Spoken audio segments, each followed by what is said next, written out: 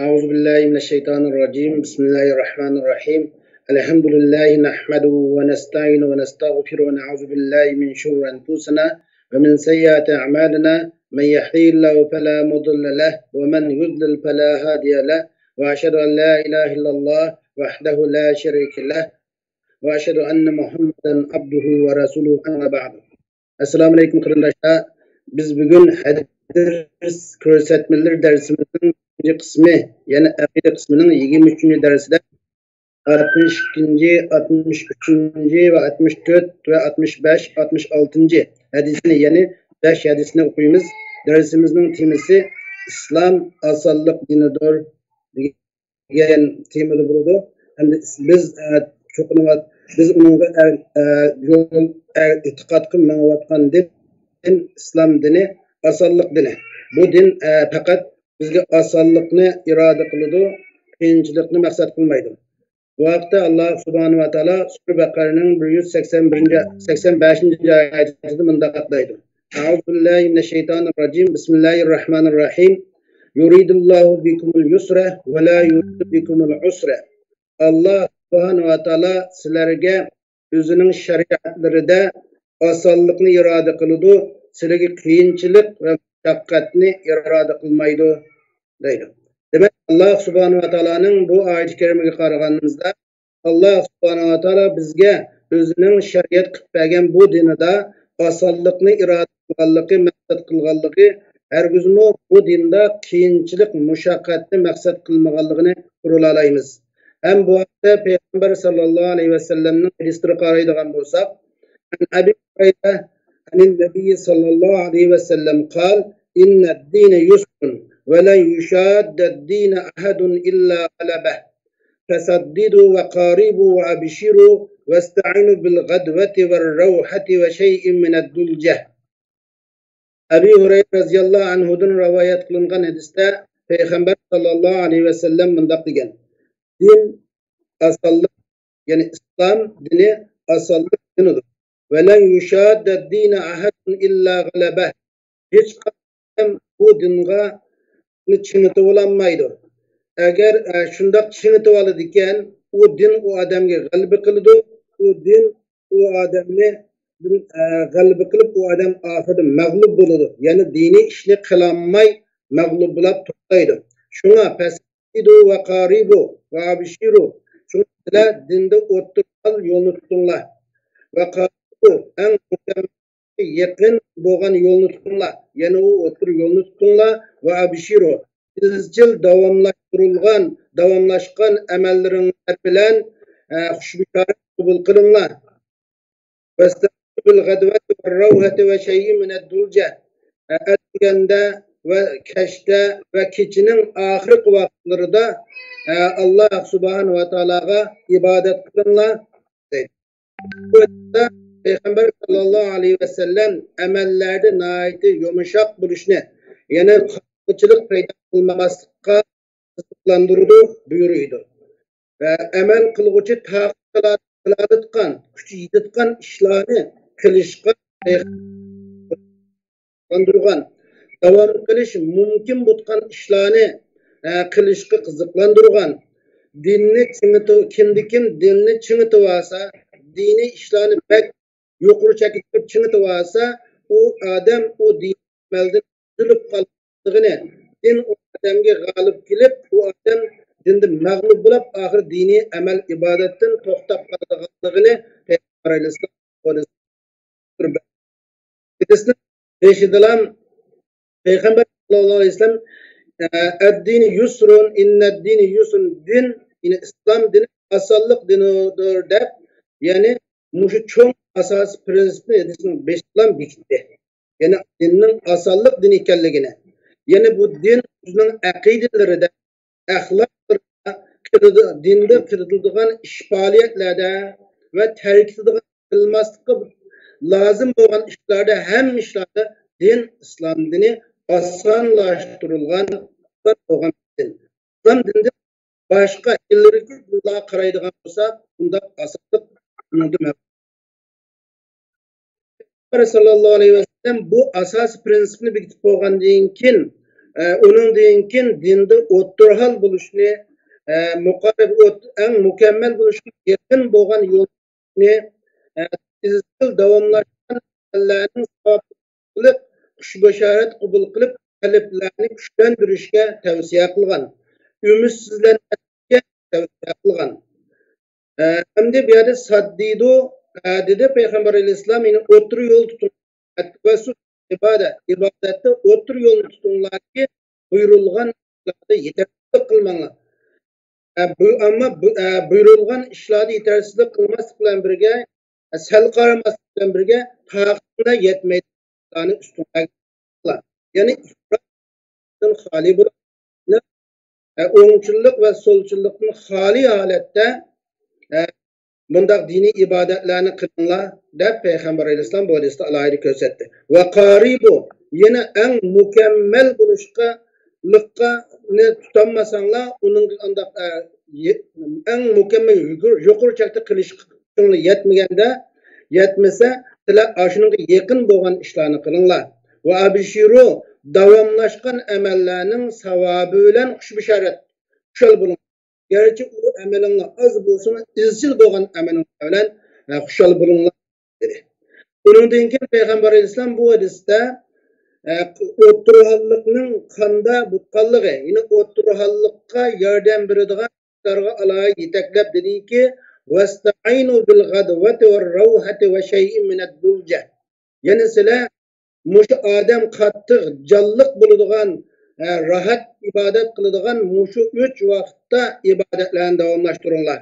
Yine ettigende gadve yine gündüzün evvel vakti, revhe gündüzün ahir vakti, dulce kişinin ahir vakti bunu muşu 3 vakitte ibadetlerini yaxşı kılınlar. İzcil ibadetin muşu 3 vakti ibadet kılışını davamlaştırırlar. Yani bu yerde demekçi olan ibadet namaz olsa nefil namazlarını göz süpürdü. Namazdan nafil namazlarını göz süpürdü. Yeni bir hadiste, onun kinki hadiste Peygamber Aleyhisselam mundaq deydi. En Aişe ummul mu'minin qalet kana Resulullah sallallahu aleyhi ve sellem iza emerahum minel a'mali bima yutiqun. Qalu inna lesna kehiyetik ya Resulallah. İnna Allah kad gafara leke ma taqaddama min zenbik ve ma teakhara. فيغضب حتى يعرف الغضب في وجهه ثم يقول إن أتقاكم وأعملكم بالله أنا. Ayşe radıyallahu anhadan rivayet kılındı ki Ayşe radıyallahu anha bundak dedi. Resulullah sallallahu aleyhi ve sellem sahabilerini bir işki buyurursa emellerge buyurursa ula taqat kılalıtkan emellerge buyuruydu. Ular aşunda taqat kılalıtkan emelleri buyurganda sahabelerden ba'si dedi ki biz ya Resulullah sana okşamayız. Bizning ahvalimiz senin ahvalingga o'xshamaydi ya Resulullah. Biz senden ko'proq amal qilsak o'tu. Chunki Alloh subhanahu va taolo sening ilgirki va kinki barliq gunohingni mag'firat qilayotgan, kechirayotgan deb shundoq dedi. Sening gunohing kechirilib turib, sen yine bizga o'xshash ibodat qilyapsa, biz sendan yuqori ibodat qilsak bo'lmaydi dedi. Payg'ambar alayhissalom bu gapdan nayt xafa bo'lib, Resulullah'ın yüzüde xafa bo'lganlik, g'azab qilganlik Resulullah'ın yüzüde bilinayotgan darajada Resulullah xafa bo'lgan. Ondan Resulullah dedi ki, sizlarning eng taqvoyinglar, sizlarning Allah'ni eng yaxshi biladiganlaringlar buni men dedi. Peygamber sallallahu aleyhi ve sellem sahab ikramlarını taqat qilayotgan amallarga buyurdi. Davomlashtirishga izchil davomlashtirayotgan amallarga buyurdi. Chunki Rasululloh sallallohu alayhi va sallam amalning davom qilinishini yaxshi ko'rdi.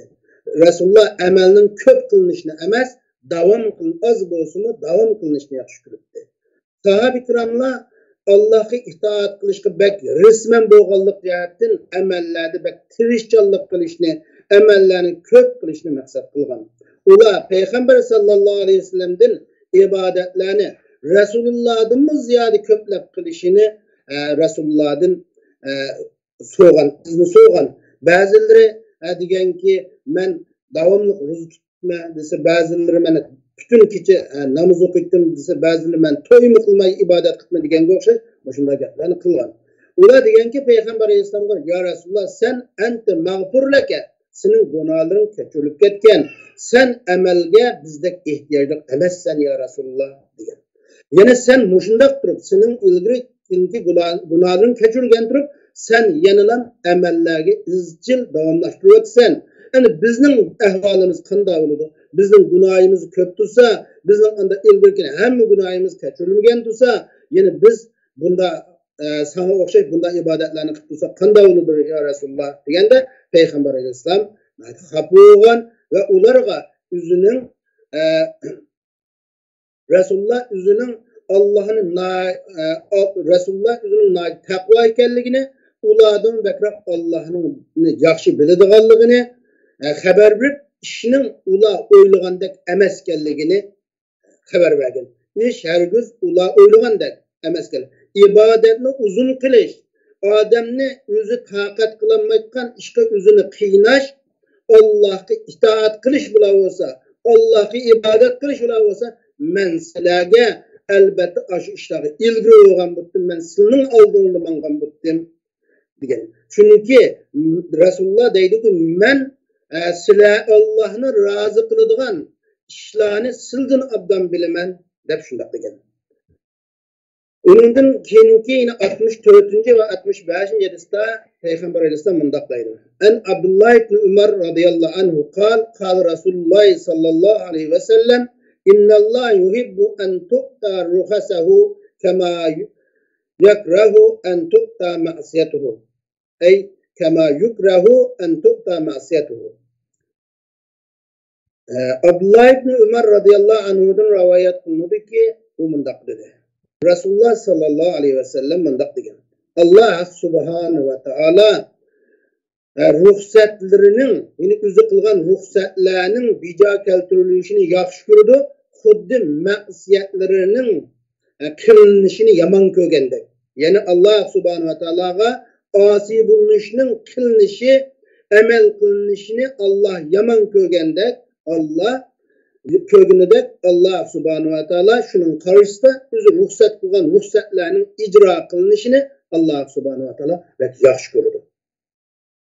Bunu Abdullah ibn Abbas radıyallahu anhu'dan rivayet kılıngan hadiste, yine bugünkü dersimizden 65. hadisde en Abdullah ibn Abbas'ın قال Resulullah sallallahu aleyhi ve sellem innallaha yuhibbu en tu'ta ruhasahu kema yuhibbu en tu'ta azaimuhu.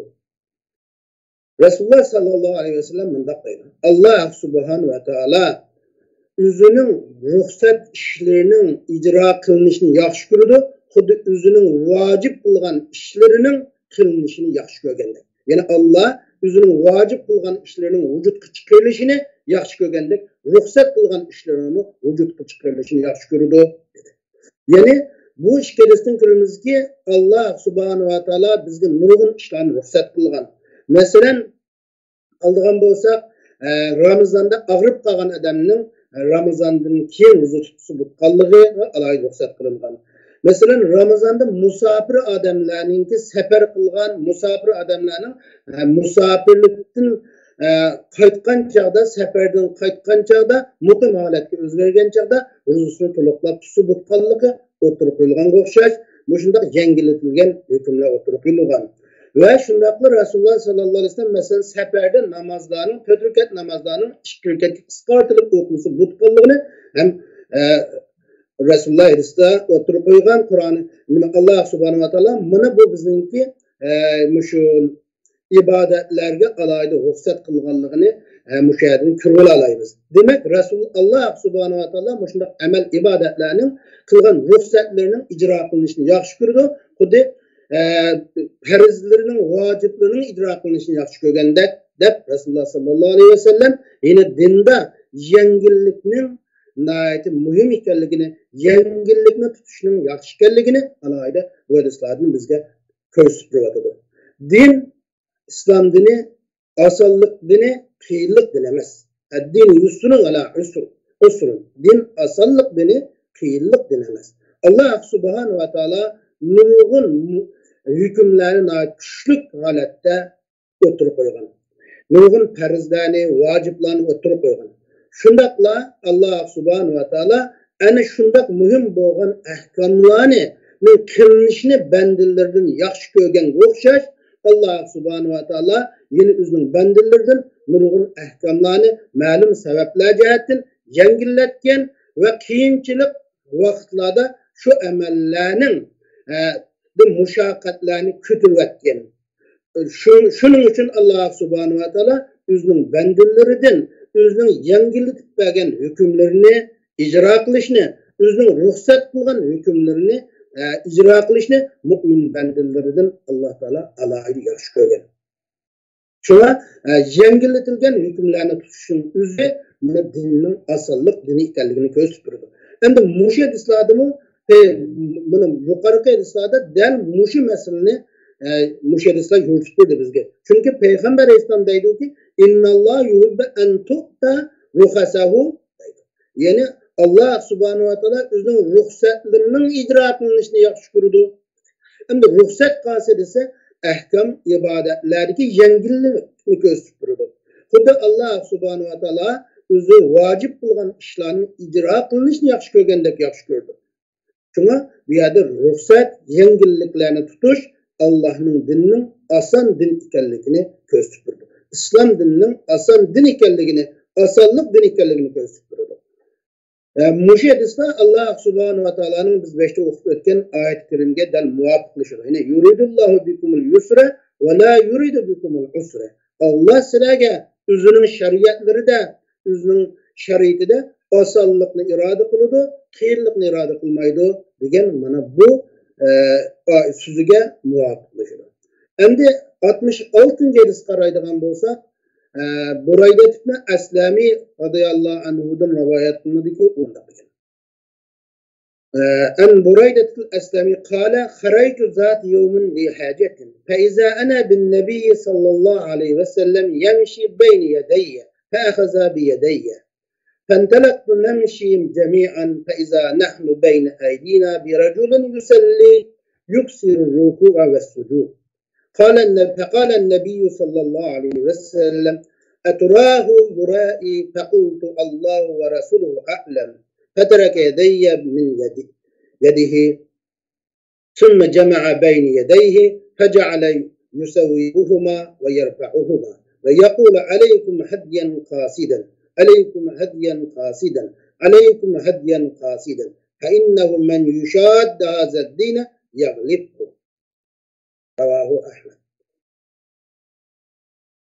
Buraydatul Aslami deydi ki men bir güne bir hacet için sırtqa çıkkan idim. Sırtqa çıksam şunda çıkışımda Resulullah Peygamber Aleyhisselam bilen Resulullah bilen Peygamber sallallahu aleyhi ve sellem bilen uçuşup kılıp Peygamber Aleyhisselam benim aldığımda men vatkan iken Peygamber Aleyhisselam bilen uçuşup kaldım. Peygamber Aleyhisselam benim kulağımı tuttu. Biz Peygamber Aleyhisselam bilen kol tutuşup mandık. Şimdi aşına korkuşu menüvette biz bir adem bilen bulak kaldık. Yani bir ademge uçurap kaldık.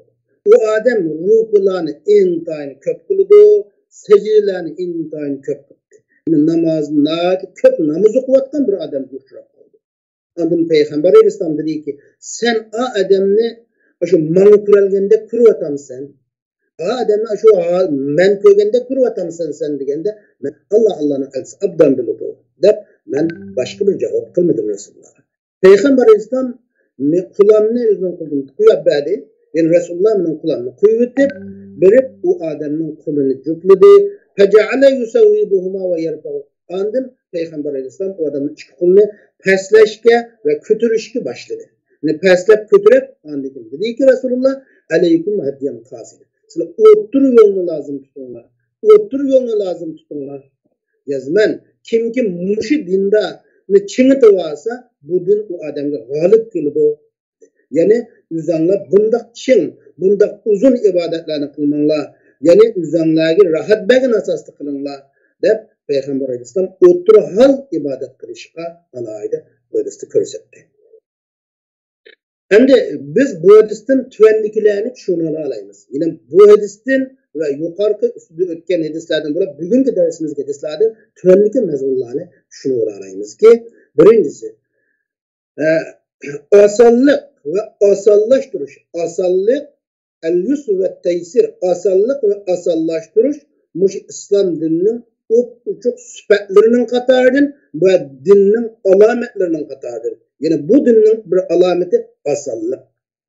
İkenligini düşünüyor alayımız. İkincisi, insanlardan harajını götürüvetiş, muşakkat cepalarını götürüvetiş, İslam dininin məqsədlərdən bir məqsəd ikənligini düşünüyor alayımız. Üçüncüsü, neflin ibadetlerde oturuhallıkla tutuşunun intayın mühimlikte devam kılış mümkün butkan emellerge çin yetişinin lazım ikənligini hem bu hadislerden düşünüyor alayımız. Çünkü Adem nefsini, özünü ibadetler bilen özünü kıynaş, ibadetini yaman kılış gelip vardı. İbadetten toxtab qilishqa, üzülüp qilishqa baradi. Şunlaşqa o'ttiruhalliq anlayın. Yani to'rtkisi minimallikqa lazım tutuşumuz gerek. İfrat ve tefrittin yani hali buluşumuzun lazımlığını bu hadislerden düşünüyor alayımız. Dördüncüsü Peygamber Aleyhisselam'ın özünün ümmetine intayın kuyumcan ikenligini hem kurul alayımız. Beşincisi hem bu hadislerden Muşunda üzüde ma'lum kesellik yoki ma'lum sebepler bo'lganlikdan amal ibadetlerinin en yuqori pallasiga yetishdan ojiz kelganlikdan ruxsat qismini, ibadetlerinin ruxsat qismini, yengil qismini, o'tirhal qismini tutgan ojiz kishilarning qalblariga bu hadislarda bir malham bor ekanligini ham tushuna olamiz. Shunga biz Alloh subhanahu va taolo ve Allah'ın ki peygamberinin bizge ko'rsatgani, bizge maqsad qilgani bo'yicha ibadetlerini qilishga ahamiyat berishimiz kerak. Alloh subhanahu va taolo bizni o'zining shu ibadetlerini qilishda davomlashqili, izchil qilishni nasib qilsin. Va oxir da'vona alhamdulillahi robbil alamin.